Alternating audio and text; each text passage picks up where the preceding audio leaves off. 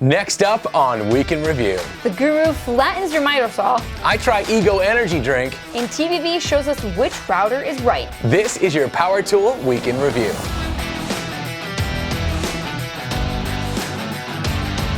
Hey guys, welcome back. I'm Rob. And I'm Sarah, and here's what happened this week in the world of power tools. If you're a regular here at Week in Review, you might remember a recent feature about the building guru. Justin, as he's known to his mother, took a detailed approach. Very detailed. Yeah, towards reviewing tools, mainly measuring things to 1/1000th of an inch. Great for tool reviews, but very bad for couples counseling. This week he posted another video to help fix those tiny problems. This time he walks you through flattening your miter saw. While I appreciate the education, he's slowly convincing me that all my tools are garbage and it's my fault. If getting things exactly right is important to you, head over to The Building Guru on YouTube. Routers are an indispensable tool for any finished carpenter, and in the last couple years, several manufacturers found ways to cut the cord from the power-hungry monsters. This week, the experts at Toolbox Buzz got their own rulers out and tested the 5 best cordless routers and named one of them the winner. At the end of the review, Rob declares Milwaukee to win second place, only to retract it in the video description, citing a typo and then naming Makita the true second place winner. When we reached out to Milwaukee for a comment, they said, quote, "No one reads the description, Nana boo-boo." On the other hand, Makita couldn't be reached because they were too busy beating Milwaukee at tool tests. Oh! For all of the high RPM details, head over to Toolbox Buzz on YouTube. Do you ever get tired? Yes. Well, Barnaby doesn't, and we think that's why he's the face and mouth of Ego brand power tools. Dan from Tools in Action found Barnaby in a rare moment of quiet in the Ego booth at GIE last week and decided to ask him, "What's up?" To which Barnaby replied, Well, this is the latest innovation from Ego right here. It's my big 18-inch chainsaw, right? Now we got 14 and 16 now and 18, but there's amazing innovation. "That's not sped up." Barnaby took Dan on a full tour of the Ego booth, showing off several new tools that run on the unstoppable Ego battery platform, including a new cultivator and power broom attachment for their multi-tool. If you're about to fall asleep and want to wake up permanently, head over to Tools in Action on YouTube. Barnaby is one of the funnest, most energetic people I've ever met. You know where that energy comes from, right? No. Have you been up all night writing your show at the last minute? Do you have a case of the 9 a.m. slowies? You need a shot of Barnaby Buzz Cola. Barnaby Buzz contains several unpronounceable ingredients, each one capable of waking an elephant from a coma.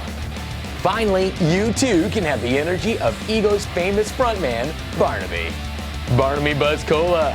We've got no clue what's in it, but you want it. I do not remember making that. I suppose I need a segue after that. How about, here's some more crazy. Our buddy Clint from the Tool Review Zone wants to teach you when to use a portable bandsaw or a recip saw. He sets up several different relatable situations and demonstrates the pros and cons of each tool. Next week, Clint plans to teach us when to use green screen and when not to. For an informative video packed with Clint, head over to the Tool Review Zone. Our last stop on YouTube is an educational one. Even if you're not a framer, a lot of us eventually end up doing a little bit of framing, if only to finish our basements. The guys over at Perkins Builder Brothers took the time to teach us how to properly lay out walls, floors, and roofs. To be honest, I thought I knew what 16 on center means, but there's a lot more to it than just spacing your studs 16 inches apart. Like what? Do you know what those little diamonds are on your tape measure? What diamond? Yeah, exactly.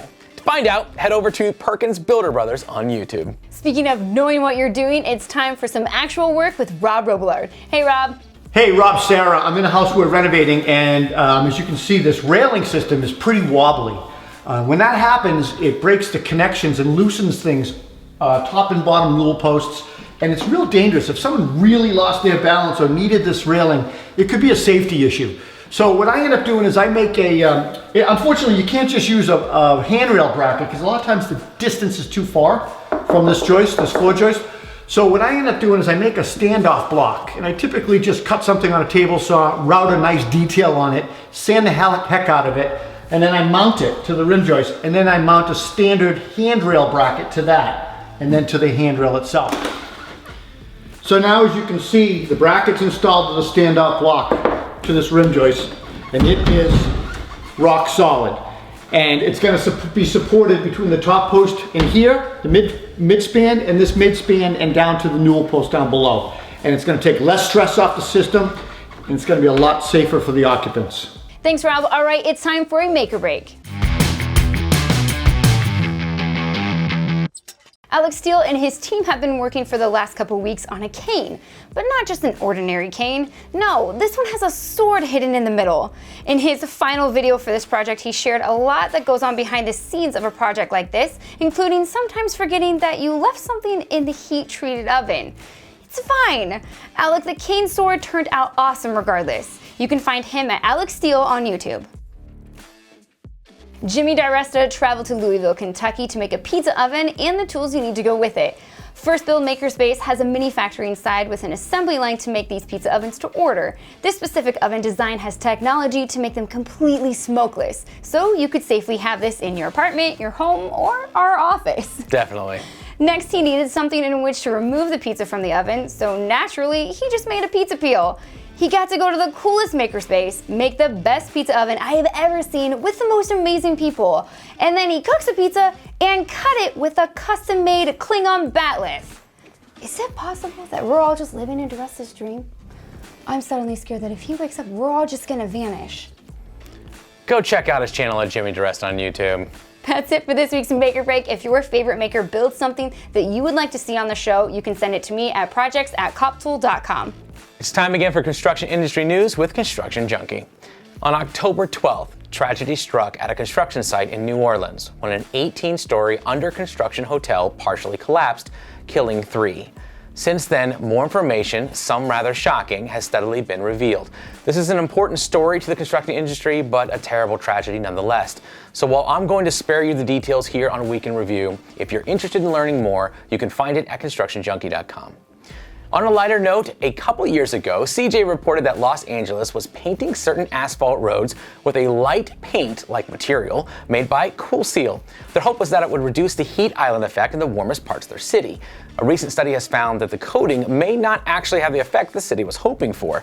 Whereas asphalt will absorb the heat from the sun, the coating reflects it back immediately, causing the air temperatures to be higher, but the pavement itself to be cooler.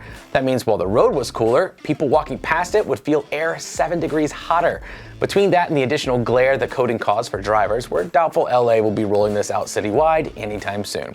For these stories and the rest of your construction industry news, be sure to visit constructionjunkie.com. All right, let's wrap this up on Instagram, where the Toolaholic uses a 14-inch Husqvarna. Husk. No, we asked several other influencers, and they all said Husk. All right, we also asked Husqvarna, and they said it was Husk. Oh, everyone else is wrong. Calm down. Can't we just get along? Yes, we can't. You want to just hug it out? Really? No. Okay. The Building Brothers took a stab at RR Building, suggesting that what Kyle does with a super deck, they can do with a simple ladder. Risky business. The Frenchiest of Canadian carpenters points out that, yeah, sometimes you do need a 35-foot tape. This is my new all-time favorite photo of Travis.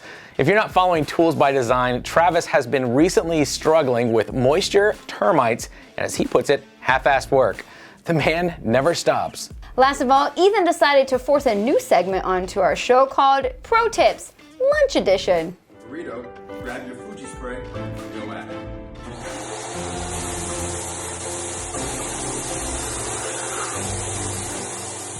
Okay, I do not understand how that did not just like blow his face I know. right open. That looked very painful. I do appreciate everything he does for us though.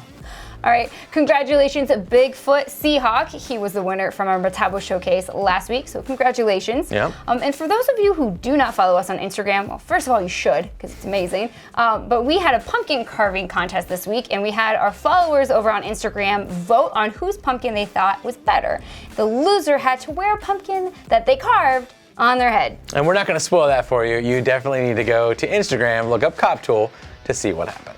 Thank you, Ohio Power Tool, for sponsoring the show. Guys, don't forget to like and subscribe so you don't miss a thing. We'll see you next week.